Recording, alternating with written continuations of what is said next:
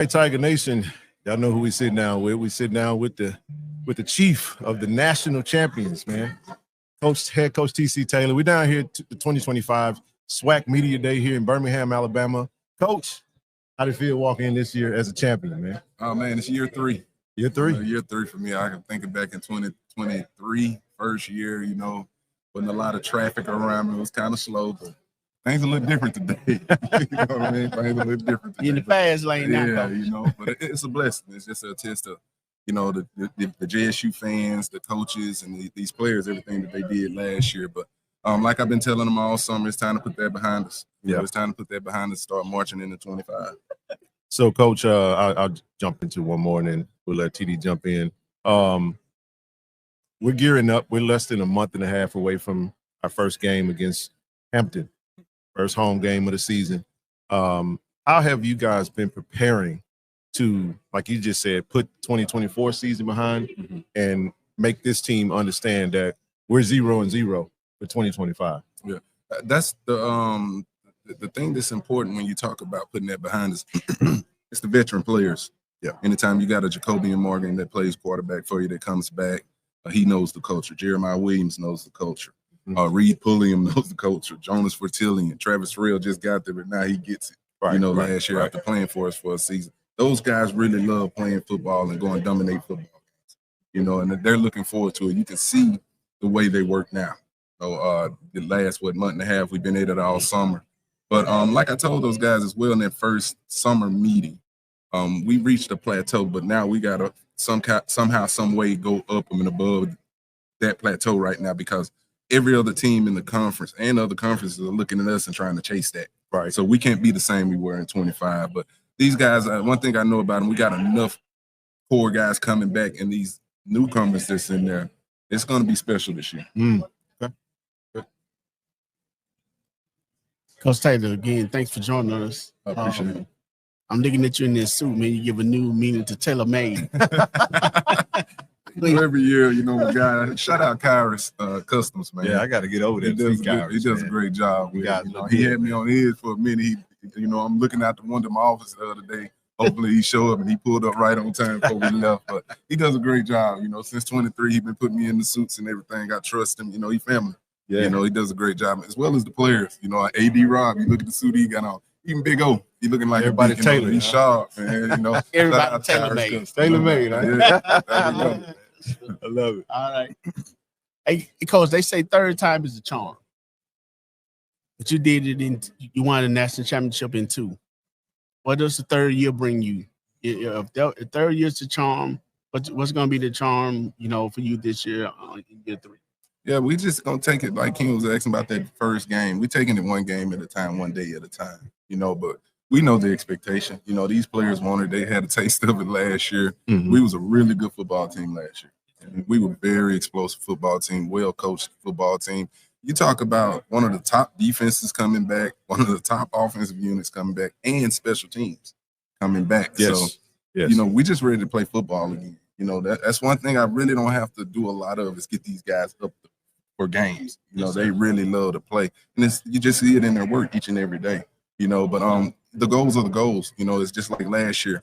We really didn't talk about a SWAC championship till we talked about an East Division championship. We didn't talk about a Celebration Bowl championship till we talked about a SWAC championship. Right. And then you just gotta win week in, week out, and take them as they come, But right now, our goal is, again, win the East Division.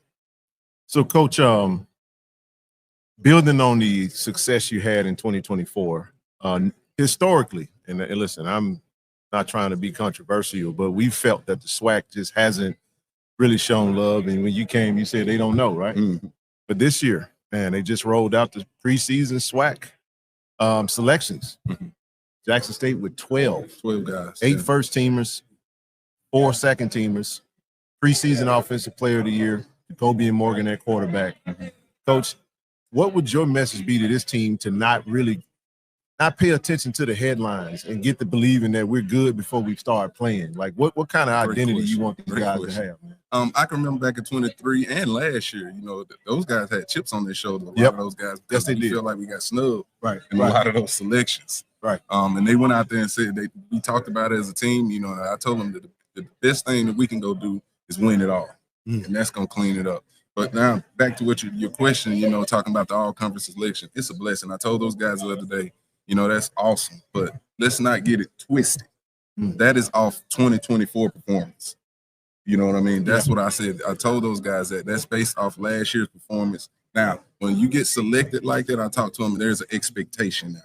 Right. So now it's up to you to go out there and live up to it. You felt snubbed in 23, you felt snubbed going in the preseason last year. Yeah. So now you're getting the recognition you want. What are you going to go out there and do? Because now none of that stuff matters if you don't play with it. That's right. None of that stuff don't matter to play with. Great memories, it's on paper and everything. Yeah. But now you got to go out there and put it to play. And then we have to take the individualism part out of it, though. I tell them that, it's all about the team. I tell them if the team is successful, all that stuff is going to happen. Yeah. If JSU is successful, we're going to have all conference guys. Yeah. I told them that just last year at this event, I remember we had a bunch of guys I felt like it should have been all conference. But I told them, go out there and win it and watch what happens. So they see that now, they understand it. We've talked about it. We talked about it as a team, but that's based off last year's performance. To me, it's all about where are you at in the postseason. Yeah. Let's look at this list in the postseason. Absolutely. Absolutely. So, Coach, as Ken stated, when you first time you came in, you say they don't know who is 74. Yeah. You came in the second year, you won the whole thing. Based on the players that you have in the room now, the recognition that we are getting now, that the players are getting now with the 12 players selected, 8 of them starters. And like I said, you have a quarterback such as Jacoby Moore who was selected to be Offensive Player of the Year. We talk about keeping those players grounded. Coach, there has to be a challenging, position within itself, especially when you have social media, all his friends, and family telling you that you're great. Do you have one-on-one conversation with those individuals and be like, hey, we hear all the hype, we're glad you're getting the recognition. Now you got to live up to it and play through that hype. You definitely got to have that kind of relationship with your football team because these young men are going through so much. Yeah. Not just football. Not just school. It's life.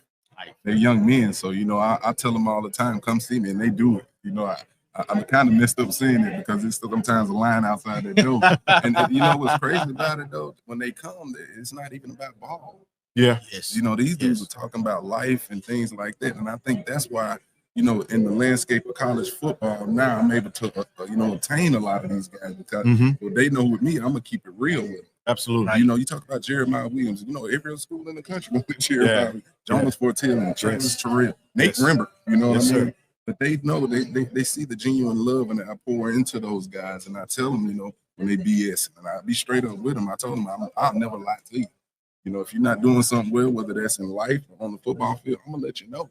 And that's just how I tap in with them, and that's why we have those relationships with these players here.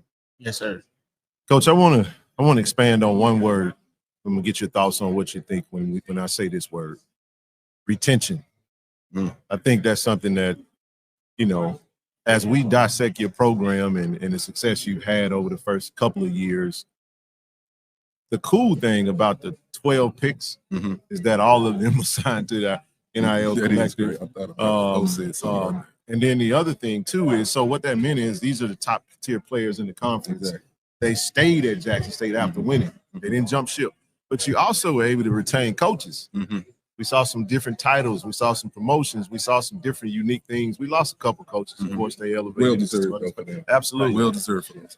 Yes, sir. So I wanted to get your thoughts on just your perspective of your program and some of the, your methodology in maintaining a great staff as well as keeping these top-tier players at Jackson State when the transfer portal and all the poaching that's going on in college athletics now.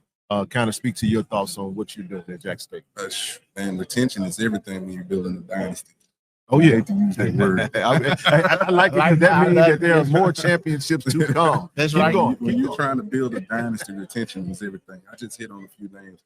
The season that Jonas Fortillion had. Yes, sir. You never would have thought he'd be putting on a JSU jersey this fall. Shout outs to KC-1400. Shout out to the fans. Support it, man. Yeah. Yes, right. Hey, support. We need that. But Yes, sir. you know, who else? Jeremiah Williams. Yes. You're talking about one of the top D linemen in the country. You know, and I talk to these guys about this.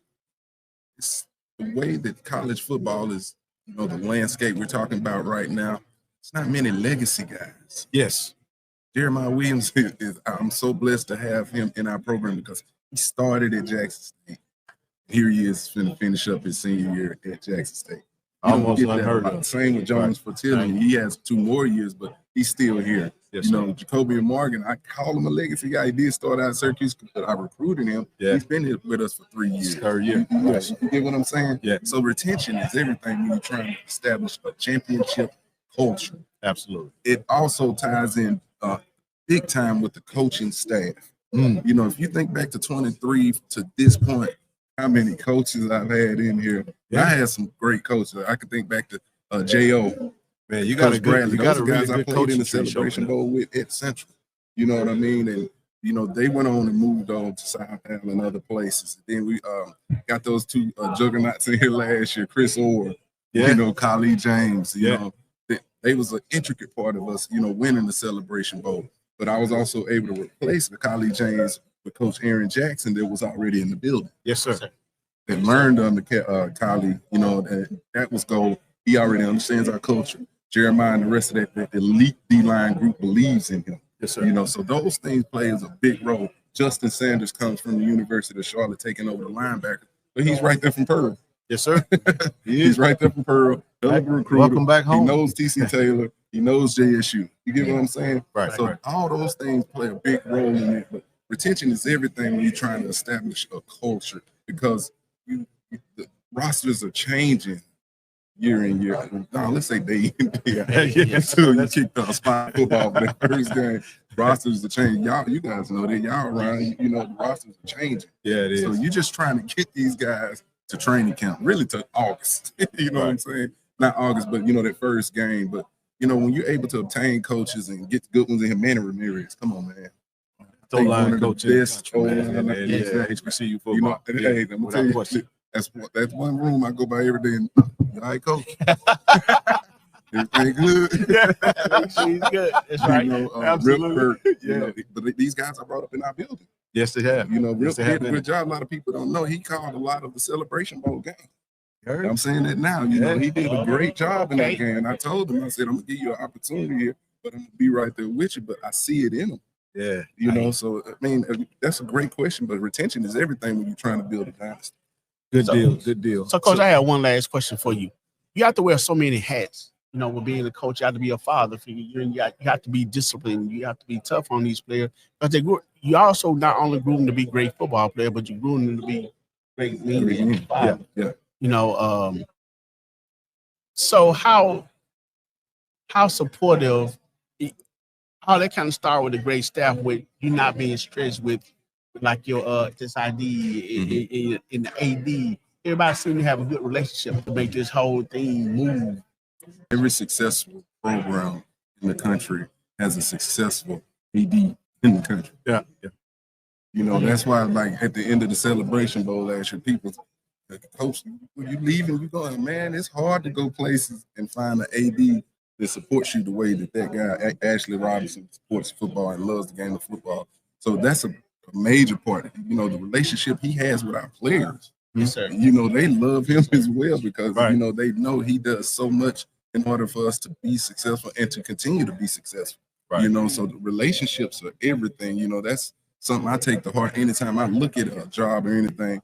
What kind of support you have, the administration, your AD, are you getting everything you need in order to be successful? The community, the fans, you know, that plays a huge role. And I think that's one of the reasons we're so successful here. You know, a couple of years ago when I took over the job, it was kind of, everybody was like, oh, when Coach left, you know, what's going to happen? But what I saw is JSU Unite. You know, what I saw, it was JSU Unite. Yes. And everything I asked for, people, you know, came to the table and got it done. So it's time for me to go out here and do what? Win a national championship. Yes, sir. And put it into play. I think we're tighter right now than we ever been. Yeah. As a brand. Absolutely. You know, but we can get even tighter. But all that plays an important role for continued success. Absolutely. So, Coach, I know we're gonna let you get on out of here because you gotta maneuver this room. One last final message before to Tiger Nation before we let you go. My message to them: Yes, sir. Get your season tickets. It's gonna be a special season. All seriousness, man. Understand these guys. We hadn't gotten complacent as a coaching staff. We hadn't gotten complacent as far as our players, our trainers, our equipment people. We're still hungry. You know, we still got a point to prove. We're chasing a back-to-back. We're chasing history right now. Yes, sir. August 30th is going to be a show. You know, everybody been talking about we on the road first game. Here we are at the vet, August 30th. Let me say this. I got to do this, right? August 15th now, I got my boots on the ground. I got to go plug that. It's going to be nice now. That's right. We're going to party, but that's leading up to August 30th. I want to pack the vet August 30th. Leading into that big one next week, going down 49. Yes, sir. Heading over to Hattiesburg. But it's going to be another great season. You know, anytime those type players coming back, those electric guys you heard last year, you're going to hear those same names this year, as well as some new names. So, hey, get your season tickets, come out and support, and let's go out here and do this thing again. Go Tigers. Hey, Tiger Nation. This man needs no introduction. Coach, we appreciate you stopping by. Y'all, hey, man, all the best to you. Man. Yeah, I love, baby. Appreciate it. Right. Appreciate it. Appreciate you.